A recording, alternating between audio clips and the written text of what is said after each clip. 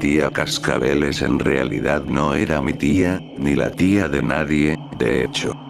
Ni siquiera estoy segura de si tenía una familia propia en lo absoluto. Simplemente era así como todos se referían a ella. Tía Cascabeles había sido una constante en el vecindario desde mucho antes de que yo naciera, y no existía una sola persona que, al menos, no hubiera oído hablar de ella. Era algo así como una leyenda viviente. La vieja arpía fanática de los gatos, sin los gatos. No era inusual ver por tu ventana, en el silencio de la noche, y divisar a tía Cascabeles movilizándose calle abajo, con su gran bastón para caminar aferrado a una mano y su indomable cabello blanco destellando bajo la luz de la luna. Y si no la veías, la escuchabas. Tía Cascabeles obtuvo su nombre por los brazaletes que usaba en ambas muñecas. Tiras de cordel que atravesaban un número incontable de cascabeles diminutos que tintineaban con cada uno de sus movimientos. La primera vez que la vi, aún era una niña pequeña. Mi familia se acababa de mudar al vecindario y yo estaba jugando en nuestro patio frontal mientras mi mamá desempacaba en el interior. Tim, tim, tim. El sonido, tan gentil y cautivador, no se equiparaba a su fuente. Cuando alcé la mirada, me hallé observando a lo que solo podía ser una bruja malvada de mis cuentos de hadas. Vestida con harapos pesados y negros, tenía ojos pequeños, redondos y brillantes, y una nariz torcida. La tía Cascabeles se había quedado quieta al pie de nuestra acera y solo me estaba observando. Cualquier expresión se perdía en las arrugas marcadas de su rostro. Con la certeza total de alguien que está a punto de ser atraído hacia una casa de jengibre y devorada, empecé a llorar, lo cual inmediatamente convocó a mi madre afuera de la casa. Para cuando me había alcanzado, la tía Cascabeles se había marchado más adelante por el camino. Esa noche, cuando escuché el tintineo de cascabeles a través de mi ventana abierta, me eché la sábana por encima de la cabeza y mantuve mis ojos apretados hasta que la percusión se disipó en la distancia. Tuvimos nuestra primera presentación formal con tía Cascabeles en la fiesta del vecindario una semana más tarde. Ella no fue invitada, o, al menos, no asistió, pero aún así la vimos yendo de paso lentamente mientras aventuraba su mirada por sobre todos los niños pequeños que estaban corriendo por los alrededores. Mi mamá frunció el ceño y se giró hacia nuestra vecina, Betsy. ¿Quién es ella?, le preguntó, virando la cabeza en dirección a la anciana. Ah, no te preocupes por ella. Solo es la tía Cascabeles. ¿Familia tuya? No, nada más es un apodo. ¿Sabes? Ni siquiera estoy segura de si conozco su nombre real. Sea como sea que quieras llamarla, es inquietante. Betsy se rió. Es inofensiva, solo un tanto excéntrica. No me gusta cómo está viendo a los niños. Nunca hemos tenido un problema con ella. Mi mamá hizo un sonido de disgusto desde el reverso de su garganta y me alejó de la línea de visión de tía Cascabeles. A pesar del disgusto inicial de mi mamá, tía Cascabeles en realidad nunca causó ningún tipo de problema.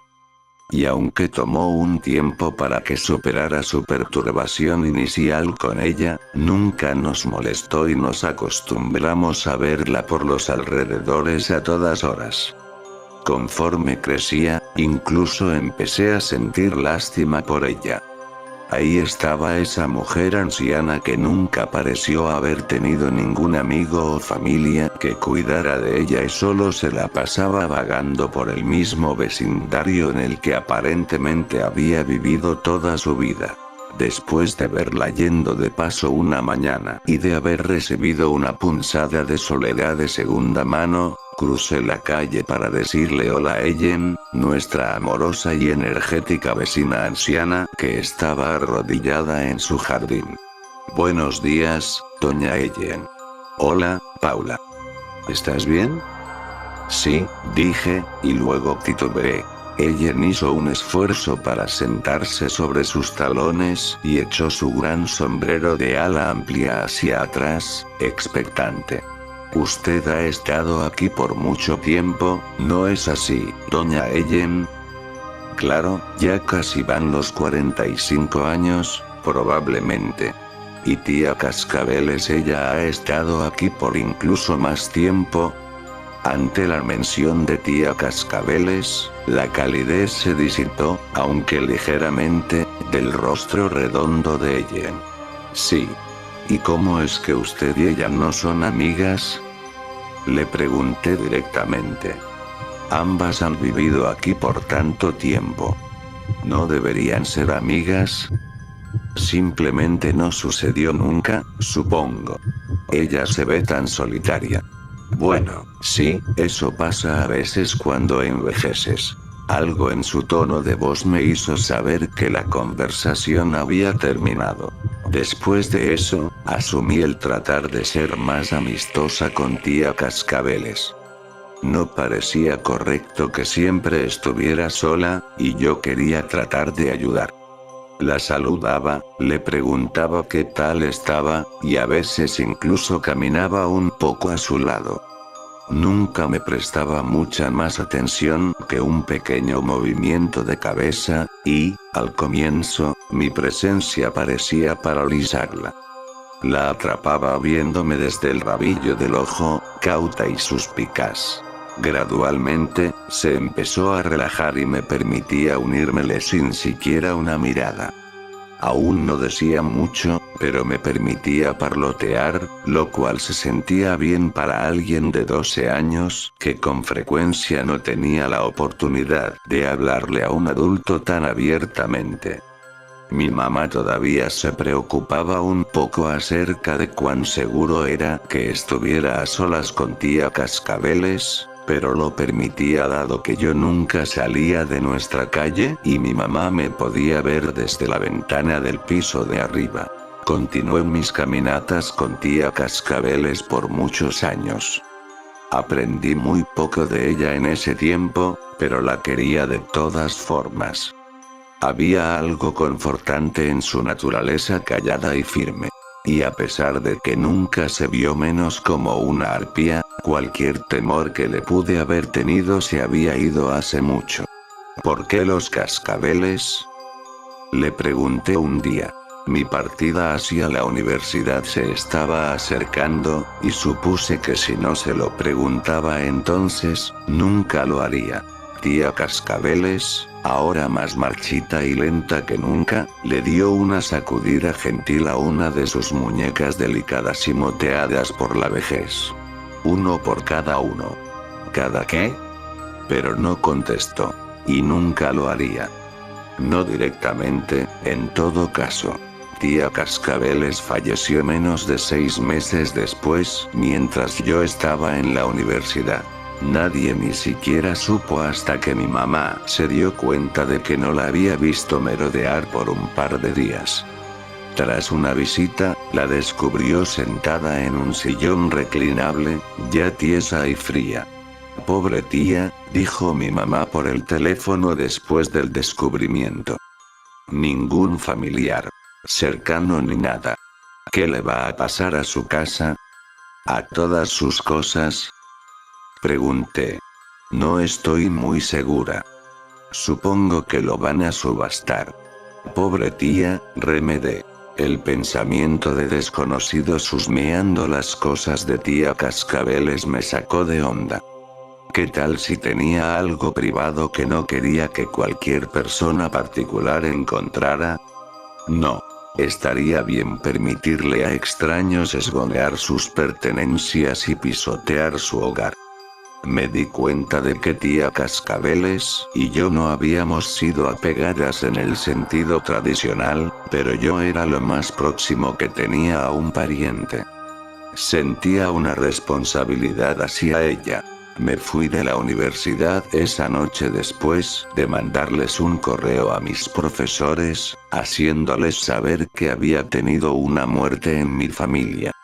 Fue un viaje largo de 3 horas, pero cuando me estacioné en el parqueo oscuro de lo que una vez había sido el hogar de tía Cascabeles, sentí que había tomado la decisión correcta. Lograr entrar fue más fácil de lo que había anticipado, pues el seguro en la puerta trasera estaba roto. El hogar de tía Cascabeles estaba tan viejo y fatigado como ella lo había estado. Años de mantenimiento pobre lo habían dejado hundido y podrido en cantidad de lugares. Nunca antes me había encontrado tan cerca de él y nunca había comprendido cuán profundamente se extendía el deterioro.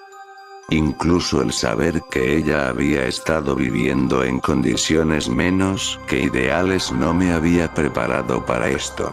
El olor no era como nada que hubiera experimentado antes. Una peste pútrida y empalagosa que se incrustó por sí sola en mis fosas nasales. Comprendí que era muerte, y basura, y deterioro. Me atraganté, pero coloqué un brazo encima de mi nariz y seguí adelante. Con mi teléfono suspendido a manera de linterna, seleccioné el camino cuidadosamente a través de la cocina, esquivando montículos de basura y chatarra. La sala de estar se encontraba en un estado similar. El paraíso de un acumulador de contenedores descartados y el tipo de harapos que encuentras a un lado de la carretera. El aire se sentía pesado, grasoso y me parecía difícil respirar. Por Dios, tía, dije y mi voz fue tragada por la oscuridad y la mugre.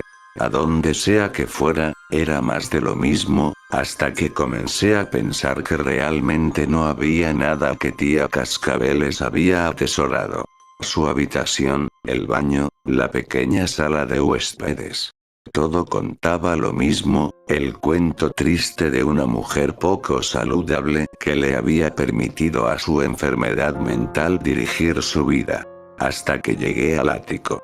Dejé caer la escalera, parcialmente esperando a ser deglutida por una ducha de basura, pero solo me condujo hacia oscuridad.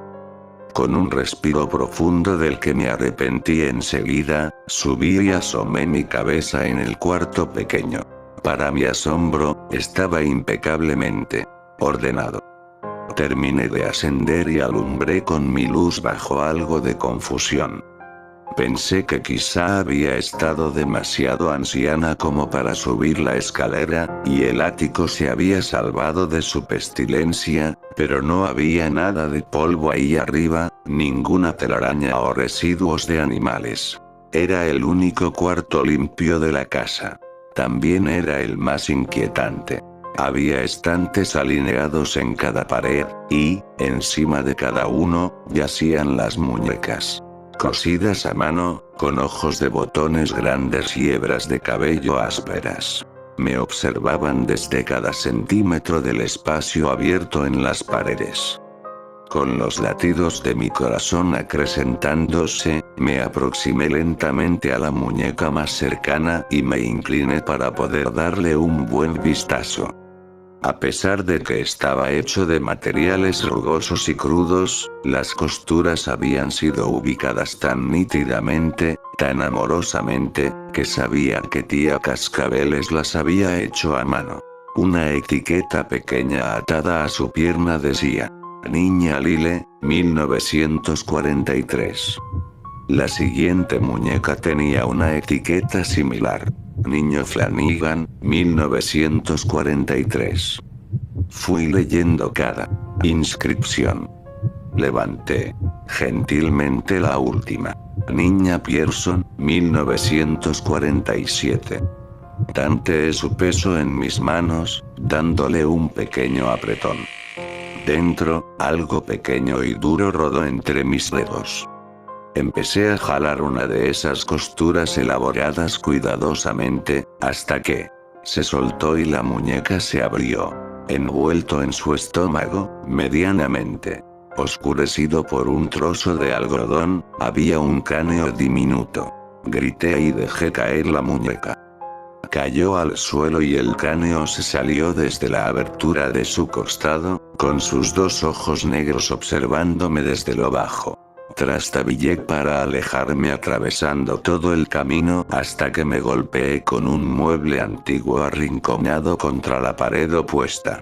Desde dentro de uno de sus cajones, escuché el tintineo familiar y distante de un cascabel.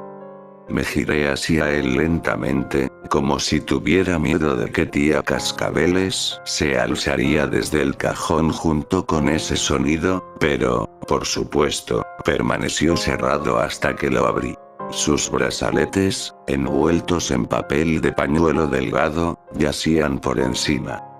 Debajo de ellos, estaban envueltos de la misma manera un libro de contabilidad con una carátula de cuero y lo que parecían ser herramientas quirúrgicas viejas. Temblando y desesperada por respuestas, empujé los cascabeles a un lado, los cuales tintinearon a modo de protesta, y abrí con violencia el libro en el escritorio. Las páginas estaban llenas de bloques de información precisa y nítida, cada uno detallando nombres, fechas, estados maritales y meses. Me tomó un momento para darme cuenta que cada nombre pertenecía a una mujer. Ella Nardowitz. Deslicé mi dedo encima del nombre de mi energética vecina que siempre se la pasaba atendiendo a su jardín, y recordé cuán fría me había parecido siempre que hablaba acerca de tía Cascabeles. 13 de enero, 1956, casada, 4 meses. Además de eso, tía Cascabeles había añadido niña. Me di la vuelta de nuevo para encarar la habitación de muñecas con ojos de botón y me acerqué lentamente a la que estaba tirada en el suelo. Me arrodillé junto a ella y la levanté de nuevo, con el cuidado de no tocar los huesos que descansaban en su interior. Nunca antes había sostenido algo tan pequeño y frágil en mis manos. Uno por cada uno, me había dicho una vez tía Cascabeles, pero no me había dicho uno de cada qué. Ahora estaba empezando a comprender. Podía ver a tía Cascabeles muy claramente, parada en el borde de la multitud, observando a los niños tan llenos de juventud y vida, nunca molestando a nadie. Tía Cascabeles, quien había vivido su vida a solas, en silencio y en privacidad. El tipo exacto de mujer a la que los otros acudirían cuando necesitaran discreción. Coloqué de nuevo a la muñeca en el estante, y retrocedí. Una entrada en su libro por cada mujer a la que ayudó a escapar de una maternidad que no deseaban. Una muñeca por cada cuerpo diminuto que nunca daría un respiro. Un cascabel por cada bebé para que tía nunca se olvidara de ninguno de ellos. Lo quemé todo esa noche, las muñecas y el libro. Sabía que tía Cascabeles no querría que nadie supiera lo que había hecho. Pero me quedé con los cascabeles, guardados en una caja de zapatos en la parte trasera de mi armario. Me gusta pensar que ella habría querido eso, que alguien los continuara recordando en vez de ella. Ahora, siempre que escucho un tintineo similar, pienso en ella. Tía Cascabeles, quien no tuvo hijos propios ni ningún otro familiar, excepto aquellos que conservó después de que sus mismas madres no pudieron.